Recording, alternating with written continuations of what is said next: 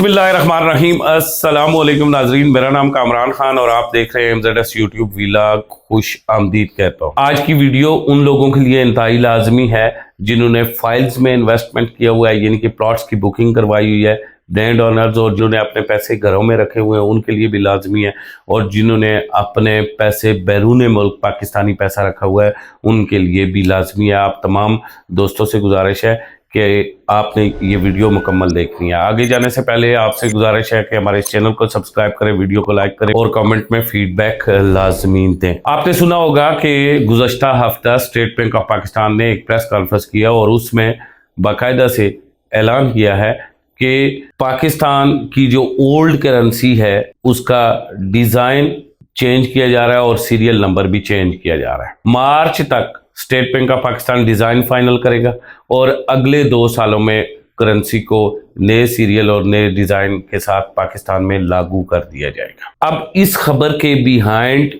एक ऐसी हकीकत है जो मैं आपको बताने जा रहा हूं जो पाकिस्तान प्रॉपर्टी के लिए बड़ी मुस्बत है। आप ये जानते हैं कि प्रॉपर्टी में हमेशा से बूम उस वक्त आया जिस वक्त प्रॉपर्टी में ब्लैक मनी इन्वेस्ट हुई। बैरिया टाउन, इस्लामाबाद से लेके कई बड़े बड़े प्रोजेक्ट और DHA वैली जैसे प्रोजेक्ट भी ऐसे हैं जिनमें ब्लैक मनी वाइट हुई। उन उद्वार में तो हुकूमत ने बाकायदा से कोई ना कोई एमनेस्टी की स्कीम लॉन्च की हुई थी जिसकी वजह से लोग आ रहे थे और अपनी ब्लैक मनी को वाइट कर रहे थे। लेकिन अब ये तीसरा दौर ऐसा आ रहा है जिसमें कोई हुकूमत की तरफ से स्कीम नहीं होगी और हर बंदा अफगानिस्तान ईरान बॉर्डर से अफगानिस्तान से करेंसी उठाएगा, उठा के तो उसे वाइट करेगा उस काले धन को रियल एस्टेट में। सिर्फ रियल एस्टेट में ही क्यों वाइट करेगा, ये भी एक क्वेश्चन है जिसे हम अलग वीडियो में डिस्कस करेंगे। आज सिर्फ इतना डिस्कस करेंगे कि उसे वाइट करेगा। बिकॉज आप ये जानते हैं कि पाकिस्तान में बहुत सारे करोड़ों के हिसाब में ऐसे लोग हैं जिन्होंने अपने घरों में बड़ा पैसा डंप किया हुआ है, यानी कि ज्यादा जो डंप किए गए नोट है वो 5000 और 1000 का नोट है जो डंप किया हुआ है। इसी तरह आप देख रहे हैं कि दहशतगर्दी में जो पैसा इन्वॉल्व हो रहा है वो बड़े नोट है, 5000 और 1000 का नोट है जिसे इस्तेमाल किया जा रहा है। इसी तरह आपने ये भी देखा होगा कि स्मगलिंग में जो नोट है वो भी, और फिर अफगानिस्तान में पाकिस्तानी पैसा बड़े पैमाने पे अभी तक मौजूद है। मैं अफगानिस्तान क्योंकि मेरा आना जाना रहता है, मैं उसकी लोकल मार्केट देखता हूँ। इस अफगानिस्तान काबुल के अंदर स्पेशली अभी तक दुकानों पे पाकिस्तानी पैसे से खरीदो फरोख्त हो रही है।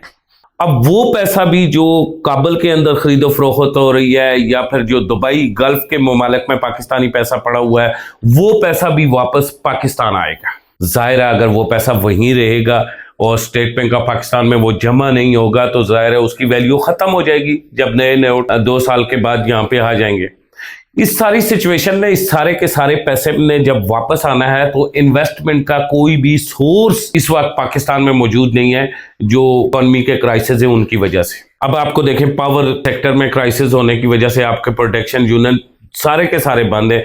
आप एक्सपोर्ट नहीं कर सकते क्योंकि आप एक्सपोर्ट में मैच नहीं कर रहे श्रीलंका को नंबर 1 और नंबर 2 इंडिया को। आपका जो प्रोडक्शन का रेट है श्रीलंका और इंडिया दोनों से आई है और वो मार्केट में लो जाके इंटरनेशनल मार्केट में प्रोवाइड कर रहे हैं। यानी कि इस वक्त पाकिस्तान में प्रोडक्शन में जाए तो माचिस की तीली से लेके नमक तक भी पाकिस्तान में प्रोडक्शन नहीं हो रही है। हालांकि कुदरती नमक पाकिस्तान को वसूल है लेकिन ये नमक यहाँ से अफगानिस्तान से इंडिया स्मगल होता है और इंडिया वाले इस नमक को खुर्दी नमक करके तो पैक करके बाहर बेच रहे हैं। पाकिस्तान में कोई काम ये नहीं कर रहा क्योंकि जो भी बंदा करेगा बिजली गैस जो टैक्स है इतने बड़े वो अदा करने के बाद उस बेचारे को इतना महंगा पड़ जाता है कि वो पाकिस्तान में ये काम कर ही नहीं सकता। सो पाकिस्तान में अगर आप लोगों ने इन्वेस्टमेंट करनी है, जो पैसा आपने सेव किया हुआ है उसकी इन्वेस्टमेंट करनी है तो आपके पास वाहिद हल है प्रॉपर्टी की तरफ आना है। अब जब करेंसी चेंज हो रही है, आप लोगों ने घरों में पैसा डैम्प किया हुआ है, आपका पैसा बैंक में नहीं है, और सेकंड आपने उस पैसे पे टैक्स नहीं दिए हुए, या जो लोग दहशतगर्दी के लिए पैसा इस्तेमाल कर रहे थे, या फिर जो लोग बॉर्डर्स पे स्मगलिंग कर रहे थे, ये सारे लोग जब वापस आएंगे नई करेंसी लेने, पुरानी करेंसी जमा करवा के, तो उससे पहले इन 2 सालों में उन्हें कोई ना कोई हरकत करनी होगी अपने पैसे को वाइट करने के लिए, और वो हरकत जिससे उनके पैसे में दोबारा से बरकत आएगी, वो वाहिद एक हरकत है कि वो रियल स्टेट में अपना पैसा इन्वेस्ट करके वाइट करें। यानी कि इससे पहले जैसा कि हमने देखा था, हरिद्वार में एमनेस्टी स्कीम दी गई, तो कहां कौन से सेक्टर की ग्रोथ रेट बढ़ी थी?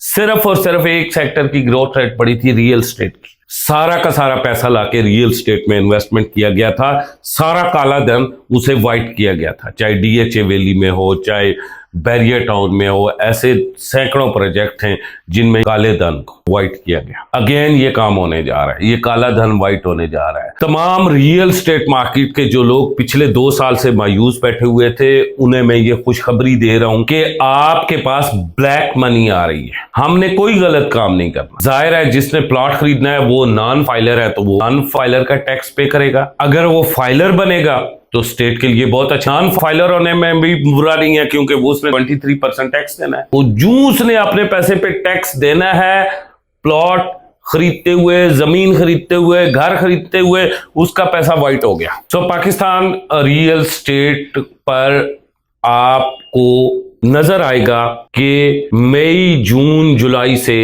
एक बूम आता हुआ नजर आएगा। पाकिस्तान रियल स्टेट आपको ऊपर उठती हुई नजर आएगी, फ्लाई करती हुई नजर आएगी, फ्लाई टू एयर। जैसे 18, 19, 20 किया था, सेम इसी तरह हो। अब आप सब लोग तैयारियां कर ले, जो पाकिस्तान रियल स्टेट के साथ मुंसलिक हैं, आप भी, और जिनके पास ब्लैक मनी है, वो आज से अपना पैसा उठा के उस पर टैक्स पे करके अपनी चीजें खरीदें। इंशाल्लाह नेक्स्ट वीडियो में मैं जरूर डिटेल से बताऊंगा कि इस वक्त हमें क्या करना चाहिए। जिन लोगों के पास ब्लैक मनी है, उन्हें इस वक्त क्या करना चाहिए कि उनका पैसा वाइट हो जाए, उस पर टैक्स भी चला जाए, वो पैसा मनसूख भी ना हो, नए डिजाइन में जो करेंसी आ रही है उनमें उतने ही पाकिस्तानी पैसे उन्हें मिल जाए। अगली वीडियो का आप इंतजार करें। अभी तक मुझे कामरान खान को इजाजत दें। खुदा हाफिज।